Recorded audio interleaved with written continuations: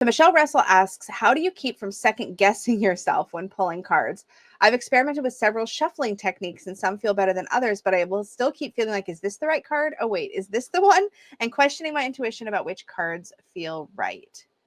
So let's just do one of these doohickeys. Okay, let me get my stuff out of the way. Okay, I've just got a notepad and paper in case we need it, but I like to be tactile with these questions. So when you talk about using different shuffling methods, here's what I'm hearing in my head. And Michelle, if you're here, I think you are here. If you're here, correct me if I'm wrong. But like, so if you're like, let's say you're an overhand and you like wait for a jumper, right? And then, or maybe wait for one to like stick out. And then you're like, okay, that's my card. Is this the right card or not? Kind of thing. Is that kind of what's happening? Or is it even when you shuffle and like cut and you're just not sure if the right card has come out for you? Because I have feels about it either way, but I want to make sure I understand the question. But like, let's say, so like my method, my usual method, I change it a little bit. Sometimes I do a little hand over hand. I don't typically read jumpers. Every once in a while I will, but I feel like I'm too zoomed. Am I just too zoomed in? Is that the issue? No? Maybe I just need to be higher. That's a little better. My typical shuffling method is it's the ladder. Oh gosh, I don't remember what the ladder was. What was the ladder? That you second guess it regardless of like, so it's not jumpers. It's like specific. Okay, so my shuffling method, if you could clarify, Michelle, sorry. I'm too scattered to remember what the second thing I said was. So I'll typically just shuffle until I feel done. That's it. Just shuffle till I feel done. I don't get any kind of energetic woo-woo vibe. I just shuffle till I feel done. And then I'll cut. So my typical method for cutting is either I will pull a chunk out of the middle and move it to the top. And now this is the top card. Or I'll just cut it and just put it on the bottom. I've done it both ways. Doesn't matter. Okay, so Michelle says, like, I'll cut the cards and then not be able to figure out whether it's the one on the bottom of one half or on the top of the other half. So like if you're like, oh, did I cut it in the right place? Like, what if I missed it and it was really supposed to be this card and not this card?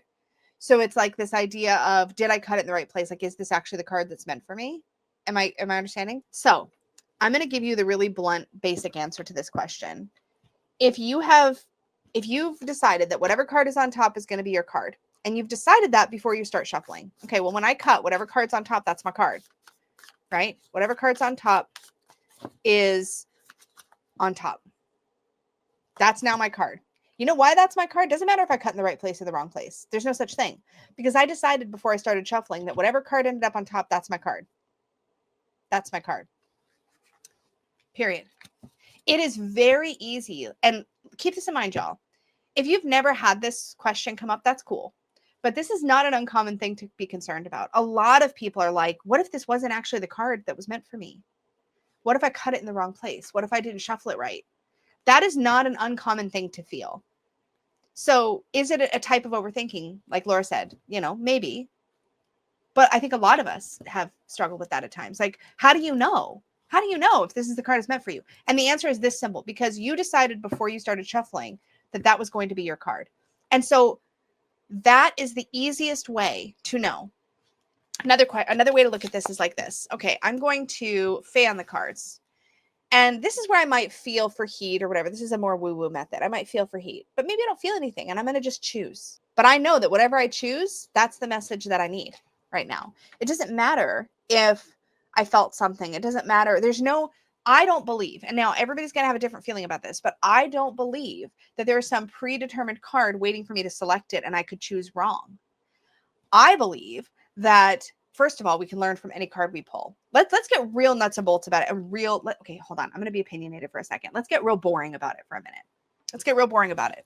Okay, let's be real for a second. Because I have conversations like this with people who don't understand tarot. Can I give you a meaningful message from the Eight of Pentacles right now, even if this isn't specifically drawn for you? I just pulled this out of my deck. Can I give you a meaningful message from the Eight of Pentacles? I believe, yes, I can. And I believe I can do that whether this card was meant for you or not. These are archetypes and relatable examples from life as humans that we can connect with. That's why one of the reasons why tarot works. You can get into the woo side of it for sure. You can go into all kinds of rabbit holes and get so much more richness out of this practice than just that. But at its base level, These are pictures on cards that are based on a system that we can relate to. And because we can relate to it, we can usually get a useful message out of any card in the deck. That's your personal significator? That's so funny. So sometimes I think we put too much emphasis on the woo side and can get hung up on like, oh my gosh, what if I didn't get the card that I was supposed to get, or that the universe meant for me to get, or that God meant for me to get, or that my guides wanted me to get. Here's the thing. If you pulled the card, you got the card you were supposed to get. So some of this is about trust, right? I'm going to trust that I can get a useful message from this card no matter what. Doesn't matter. You could drop your cards on the floor and one happens to turn up and you're like, I'm going to use that as my card, and it can still be valid. And I think, like I said, I think sometimes we attach too much importance to, and this is such an easy trap to fall into. Again, I am not judging anybody for having this feeling. I've had this feeling. It's very easy in this community to hear things that imply that there's a right way to do stuff. And that if you're not doing it this way, it's wrong. Or that if it's useful, it's right. Bottom line. If it's useful, it's right. If it's not useful, let's say this is the card you flipped. I would encourage you, if you're like, nah, this isn't resonating, that probably wasn't my card. Then part of you may just be looking for a reason to dig for something else. So I hope I'm answering your question well or thoroughly enough here, Michelle. But my thinking is, did I lose your question or no? I don't want to lose it, because if I clip it out later, I want to be able to find it. I don't know. I think I lost it. Oh, no, here it is. Okay. So let's go back to the idea of sometimes we pull a card and it doesn't feel right. Like it doesn't feel like it's the card we want or need in that moment. My encouragement to you in that would be there's probably something there for you anyway.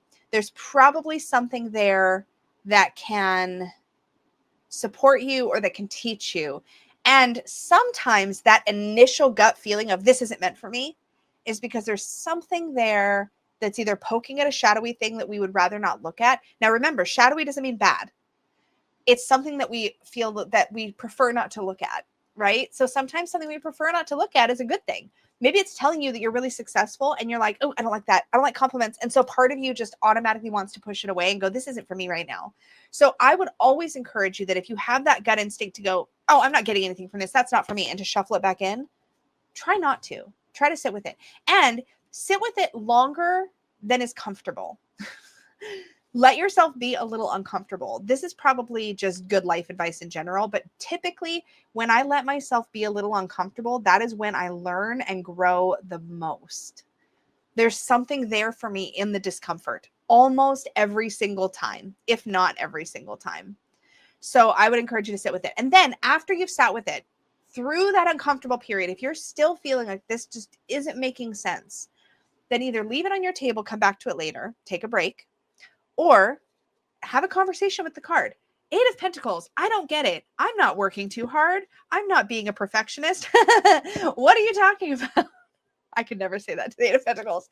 I'm not doing that. Stop telling me that. I don't do that. I'm so loosey-goosey. I'll put out anything. I don't care how crabby it is. Let's say that's me. And I'm just not getting it.